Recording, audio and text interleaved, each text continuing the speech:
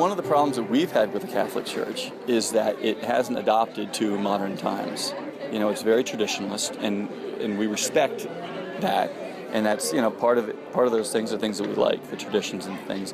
But unfortunately, some of them they fall into conflict with the issues that current families have. The fact of the matter is, we've got to adjust our core beliefs, the most important things, right? I will love the Lord my God with all my heart and all my soul and all my being, and I will love my neighbor as myself. Okay, let's take that. There's the two great commandments, and let's adjust off of that.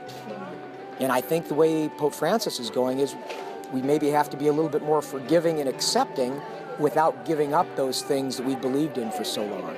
That's why we've got a synod, so they can figure that out. We've got smart people getting together so that they can help sort those things out for the rest of us that maybe don't have the time or the mental ability to sort those kind of things out.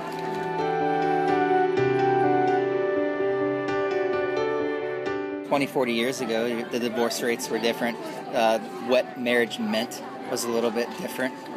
There was a little bit of shame associated with going through a divorce. I think, to an extent, there's a little bit more work to make a marriage happen in the 50s, 60s, 70s as opposed to today. The model of love and acceptance of teaching children, of raising them to be good citizens and good people, that's got to be the core of being a family. But one of the things I think the Synod has to wrestle with is how do we define that in this new day and age with same-sex marriage, with some of the other issues that are going through all of society, particularly American society right now. So that's something that they're going to have to address. The message is the same. It's just the way that you send your message out.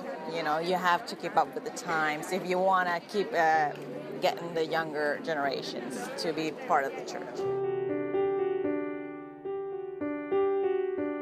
So if the purpose of the church is to increase its flock, so to speak, then they have to adopt the message and to what the flock wants to hear to a certain extent without losing the traditional part of it.